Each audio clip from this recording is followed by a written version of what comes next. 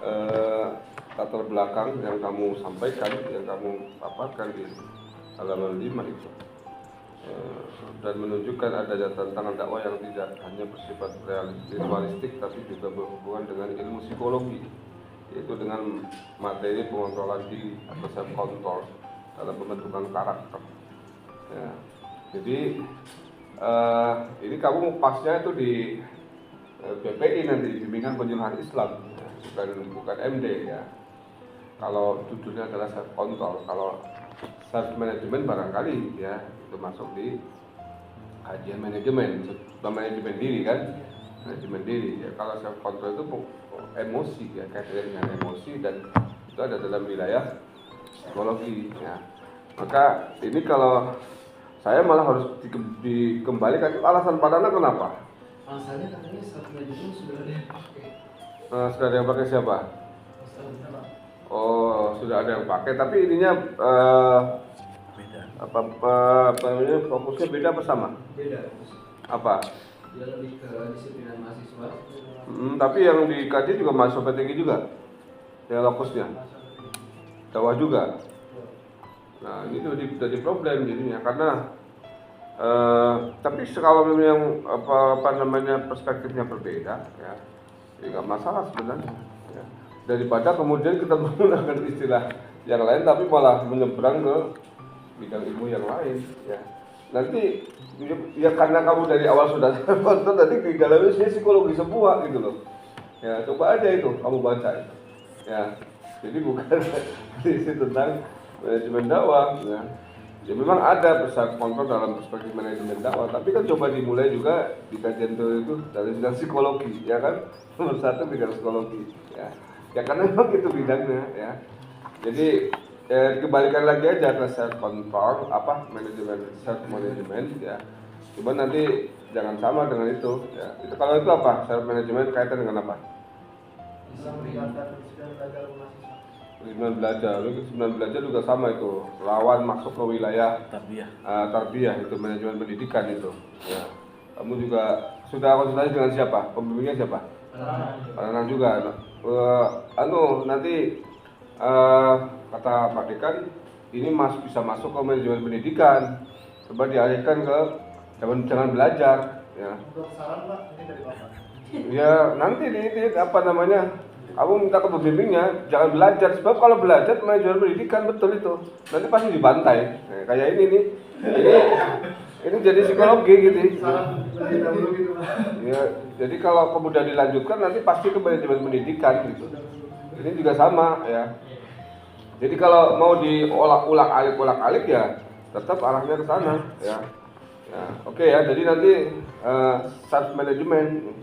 Kalau itu betul, ya manajemen diri, ya masuk ya. Iya, kalau dalam tapi judul di dalamnya juga nanti berubah semua. Nah, iya kan? Karena kamu dari awal sudah self control itu, ya dan ini kamu di latar belakang juga ujung-ujung langsung Gen Z, ya. Judul kamu kan self control atau self management. Jangan langsung gaya hedonisnya dulu, ya. Tapi bagaimana ya? Self management atau self control itu kemudian kamu ulik dulu sebagai core-nya ya, bukan hedonisnya ya. Kamu langsung mengulik malah masalah gaya hidup hedonisnya. Nah, bukan itu ya. Jadi kita ulik dulu, kita elaborasi dulu ya. Core judulnya itu ya sebagai basis daripada analisis kita ke sana selanjutnya. Ya, jangan bicara tentang hedonisme dulu ya. Nah itu nanti bisa melebar kemana-mana gitu ya. Jadi di latar belakang tadi kan sudah disampaikan oleh Pak Yasin juga pada saat ini ada urgensi, kemudian ada gap, ya, ada fenomena dan sebagainya, itu dipaparkan ya. Nanti ke arah situ ya. Kamu juga di abstraknya ada selundupan ini. Cid dan Fatur Rahman ada muncul di abstrak itu nggak usah ada data kamu ya, langsung penelitian ini bertujuan ya di halaman 8 itu abstrak itu ya, halaman 10X itu jangan ada data kamu di sini ya, langsung ke abstraksi penelitian ya. Oke. karena memang judul kamu ke psikolog itu juga selalu konsep-konsep self control dalam psikologi ya. Kemudian fondasi psikospiritual dalam penerapan self control, habis semuanya ke sana gitu ya. Karena kamu memang judulnya ini ya pasti mengarah ke sana ya. Nah, nanti disesuaikan ya temuan-temuannya juga ya. Tetap tidak bermasalah sebenarnya kayak hedonis dengan self management ya. Itu nanti bisa dielaborasi yang lebih lanjut di pada saat revisi nanti ya. Ya mungkin ini agak kerja keras nih Pak Yasin nanti kita untuk, karena saya juga mau menanyakan satu persatu karena dari awal sudah lintas bidang keilmuan ya. Silakan Pak Yasin. Ya. Revisi judul ya. Revisi judul artinya revisi mayor, Cinta. Iya, mayor jelas ya. Nanti bimbingan dari awal lagi kalau begitu. Iya. Baik, saya mulai dari ada berapa informan di sini, Cinta? Hah? 5 ya, mahasiswa dakwah semua. Dalam apa? MD apa KPI semua? Ada mix ya. Nah, saya terkait dengan privasi nih. Kan nama mereka tertulis dengan ini ya, dengan jelas kaitannya dengan hedonisme gitu. Hedon kan sesuatu yang bisa dibilang negatif ya gitu. Apakah apakah mereka misalnya mau gitu nama mereka dituliskan secara jelas gitu, apa tidak menggunakan inisial gitu, karena berkaitan dengan hedonisme gitu kan, gimana? Sebagian sudah kayak aja Pak, bisa aja sebagian orang. Mungkin satu orang belum ditanya. Kenapa nggak ditanya satu orang, kan takutnya artinya aman-aman saja ya ketika nama informan dalam penelitian Anda dituliskan secara jelas, karena berkaitan dengan hal yang, kecuali misalnya dia direktur mahat, misalnya direktur ini nggak masalah, sesuatu yang positif, tapi ini sesuatu yang negatif mengarah pada gaya hidup hedonisme gitu. Lebih baiknya diinisialkan. Ya kalau saya sih lebih baik inisial saja supaya kemudian tidak ada pemikiran-pemikiran yang negatif gitu ya. Baik,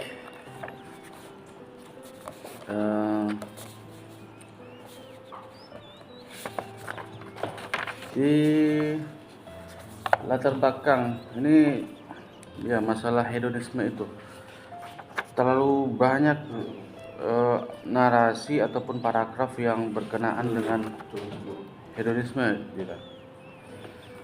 Sampai misalnya data-data yang berkenaan dengan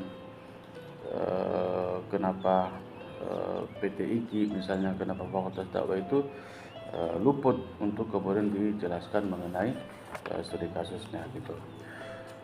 Diawali dengan ada 4 faktor dominan yang mendorong munculnya fenomena itu ya. Ada derasnya segala macam, ada tekanan tekanan dari lingkungan, lemahnya fondasi segala macam, dan minimnya aktivitas fisik. Nah, ini diambil dari jurnalnya UIN Raden Fatah Palembang yang menganalisa tentang gaya hidup di era globalisasi mahasiswa UIN ya. Nah, pertanyaan saya, apakah ada ketersambungan gaya hidup mahasiswa di UIN Palembang dengan yang ada di PT IKI ini? Ada. Apa itu? Tentang lebih berorientasi terhadap kesenangan material. 4 faktor ini bersambung dengan penelitianmu. Satu doang mungkin Pak, dampak fisik itu yang belum ada. Nah, artinya itu tidak terlalu mempengaruhi kan sebenarnya. Artinya tidak perlu juga dijadikan sebagai pijakan dalam latar belakang masalah gitu. Nah, di sini juga dalam latar belakang masalah ditampilkan data dari BPS yang berkaitan dengan generasi Z ya. Ada sekitar 76 jutaan ya, 74 jutaan. Nah, bagaimana data ini berkontribusi langsung dengan penelitianmu gitu. Ini kan data makro ya, ini data nasional, tapi berkaitan dengan Gen Z gitu. Bagaimana berkontribusi data ini terhadap penelitianmu? Kenapa misalnya tidak mengambil data? Ini kan terlalu jauh ya, data BPS mengenai generasi Z. Misalnya data mahasiswa perguruan tinggi swasta Islam di Jakarta gitu, yang misalnya melakukan hedonisme segala macam gitu. Karena terlalu jauh itu data yang ditampilkan di sini. Oke ya. Nah, kemudian juga di sini Anda melakukan pra-riset enggak, Jidan? Pra-riset enggak atau pra-penelitian tidak? Atau melakukan observasi dulu tidak sebelum penelitian? Observasinya melalui lingkungan aja Pak.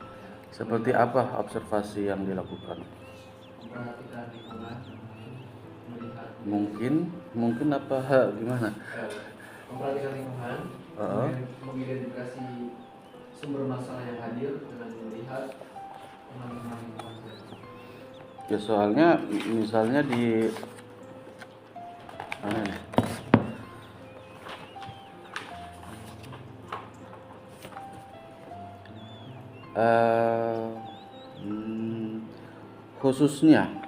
Khususnya di lingkungan Gen Z mahasiswa PTIK menghadirkan dinamika sosial yang kompleks di era ini segala macam.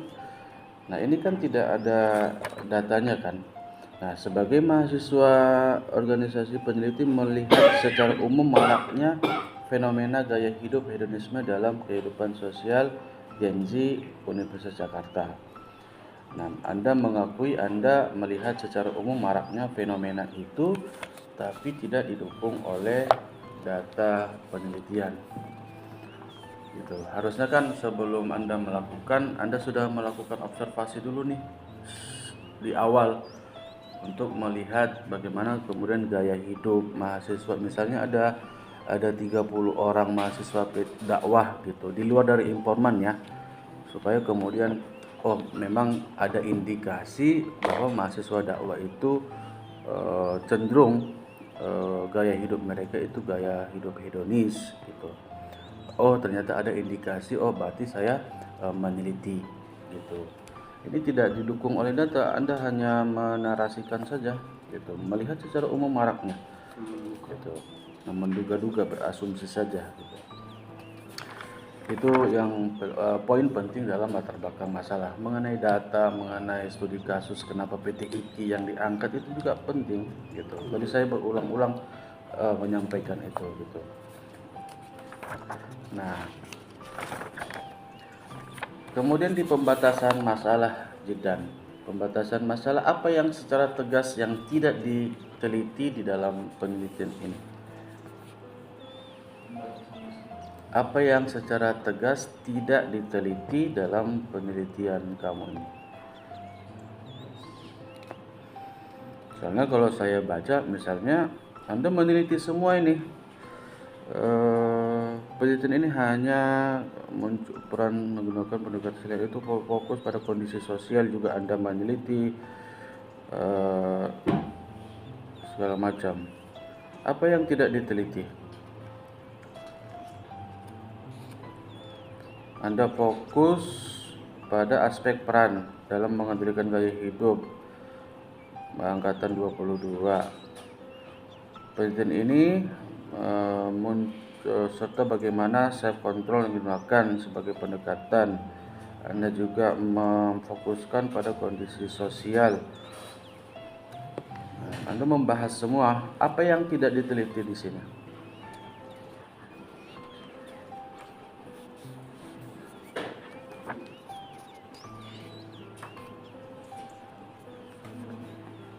Mungkin sudah terteliti. Kalau kan saya meneliti generasi Z, terus tentang budaya Indonesia dan konsep kontrol, dan juga itu saya tulis.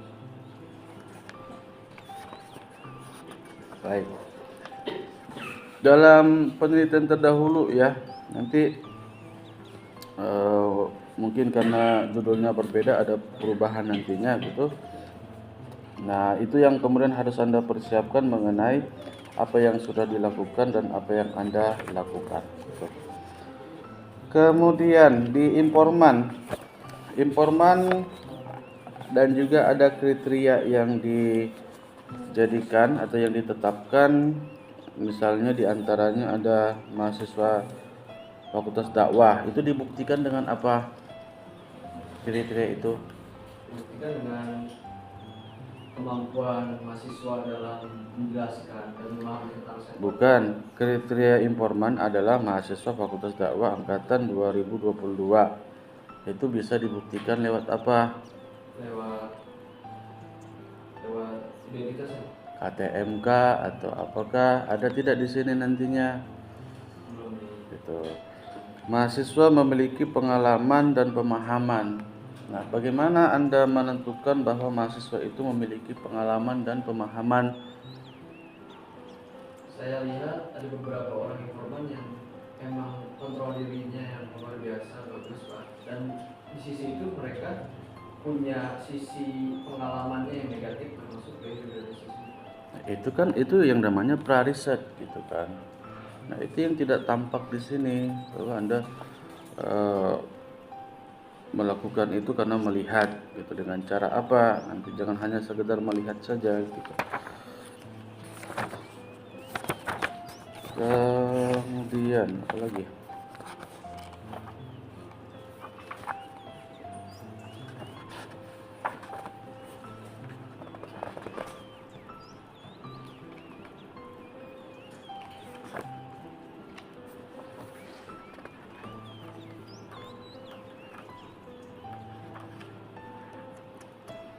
Nah, di kesimpulan berarti ada 3 ya, peran self dengan bentuk-bentuk ada 2, ada bentuk-bentuk gaya hedonisme ya.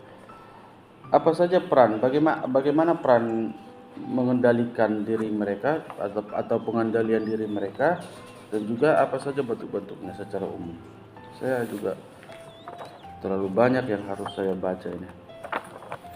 Peran dalam mengontrol diri seseorang itu mereka Enggak dalam penelitian ini. dalam itu bagaimana mereka mengontrol dirinya dengan mengedepankan kebutuhan terlebih dahulu dibanding keinginannya, dan bisa memprioritaskan skala yang bernilai dan bermanfaat bagi dirinya pribadi untuk jangka panjang masa depan.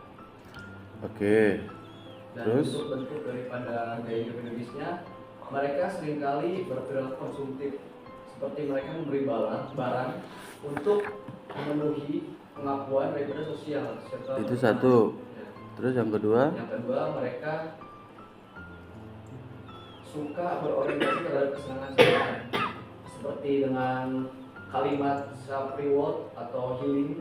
Itu Terus? mereka menjadikan sebuah alasan gaya hidup hedonis, namun mereka tidak sadar bahwa alasannya itu terlalu berlebihan jika diulang-ulang secara berlangsung. Terus ada lagi? Terus seperti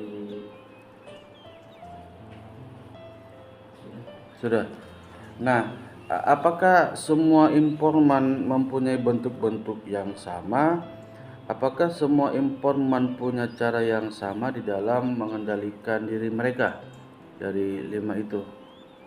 dari kelima informan tersebut, mereka dengan peran self control dan bentuk gaya hedonis yang muncul, mereka berbeda-beda Pak. Nah, di hasil ada narasi tentang itu. Ada. Oke. Misalnya simetri deh, dia peran pengendaliannya seperti apa? Dia mengendalikan perilaku konsumtif, perilaku gaya hidup hedonis dengan cara mengontrol dirinya untuk lebih menginvestasikan finansialnya untuk perkembangan dirinya Pak, dibanding kesenangan sesaat. Hanya satu saja. Kalau dari Maitri seperti itu. Kalau bentuknya? Bentuknya, Maitri tidak pernah berperilaku tersebut, dan Maitri itu melihat daripada teman-temannya yang sering mengedepankan kesenangan sesaat dibanding dengan investasi kepada dirinya untuk pengembangan diri. berarti bervariatif ya. Oke, baik, cukup.